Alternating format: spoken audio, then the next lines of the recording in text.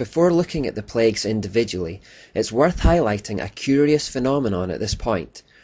I remember hearing of someone who developed some kind of obsession with a 1970s book movie album called Jonathan Livingston Seagull, which was demonically inspired. When the demon that had gained a foothold in the person's life through the music was being expelled and it began manifesting, the person took on the characteristics of a seagull. He began flapping and squawking like a bird. From this example and others, it appears that when human beings create an idol or god associated with something, a real demon is assigned to the position to become the object of their affections. So in a sense, the god becomes real, but only in that it is a demonic entity. This makes a certain amount of sense. When Lucifer was trying to get the angels to follow him in his rebellion, remember the motivation he gave them was that he could give them a higher position in his kingdom than they had in God's. Lucifer told them that he would give them a position whereby they would be worshipped as gods themselves, and would have positions of power and prominence. These fallen angels who accepted his offer will therefore want to be worshipped like gods, and it probably explains from a spiritual perspective why polytheism became rife. Behind each of the thousands, if not millions of gods or goddesses are demons who want to be worshipped, and so take on roles whereby men will venerate them. But remembering the pyramid structure, there are more powerful ones and less powerful ones in Satan's organized kingdom. Keep that in mind now as we look at the 10 plagues God sent upon the Egyptians to force them into letting his chosen people go, because what we'll find is that with each plague, he was in fact taking the opportunity to show his authority over their demonic gods. For example, the first plague that God visited upon the Egyptians was to turn the water of the Nile, and indeed all the water in Egypt, to blood. This was not some random whim, a magic trick to wow and amaze Pharaoh.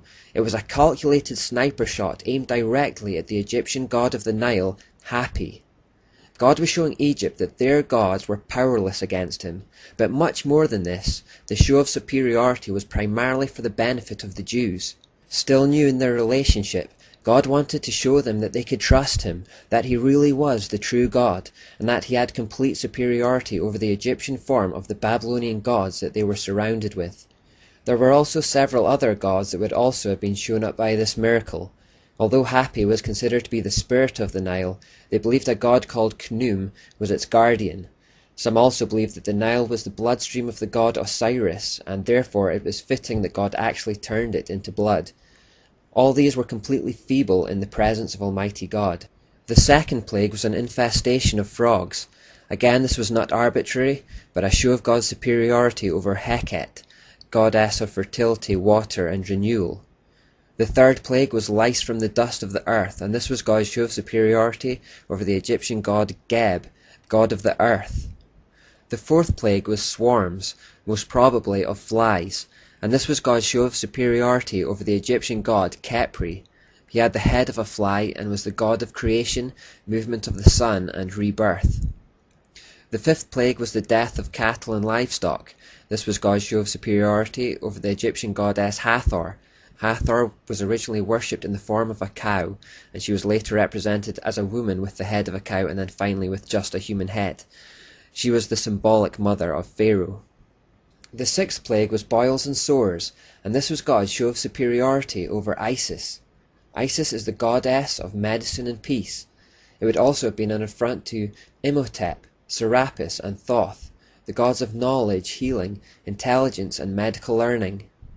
Notice how Isis is depicted with a tower on her head, like the crown Semiramis wore. This is because Isis was the direct Egyptian equivalent. The seventh plague was hail, and this was God's show of superiority over the Egyptian goddess of the sky, Nut.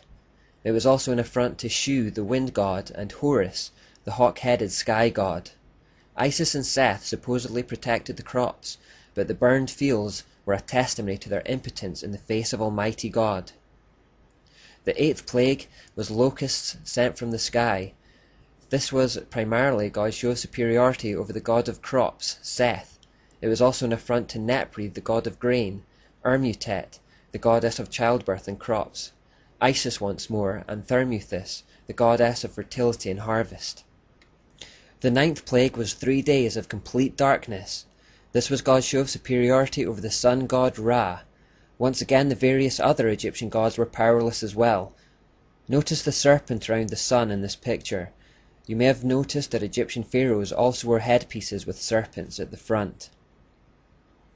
Finally, the 10th plague sent by God was the death of all the firstborn sons. God says in Exodus 12:12 that this plague was a plague of judgment on all the gods of Egypt, and would show their total inability to protect their subjects from the hands of Almighty God. In the face of unparalleled tragedy, all the gods of Egypt were silent.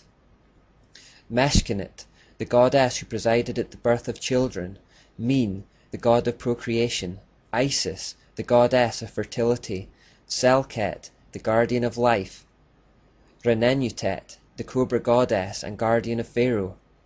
It was also an attack on the god that was considered to be the greatest of them all in Egypt, Pharaoh himself. It should also be remembered that this plague was the exact thing Pharaoh had tried to do to the Jewish people. He had commanded that all Jewish males be killed the moment they are born, and so God turned that back upon the Egyptians. The curse Pharaoh pronounced on the Jews bounced back upon himself. This is a common thing with God. The evil people intend to do to the Jews, God turns back on them, thus fulfilling the promise that he had given to Abraham that he would bless those that bless Israel and curse those who curse them. The number 10 represents completeness in pagan numerology, and so these plagues combined indicated the completeness of God's power over these false, demonic gods and goddesses.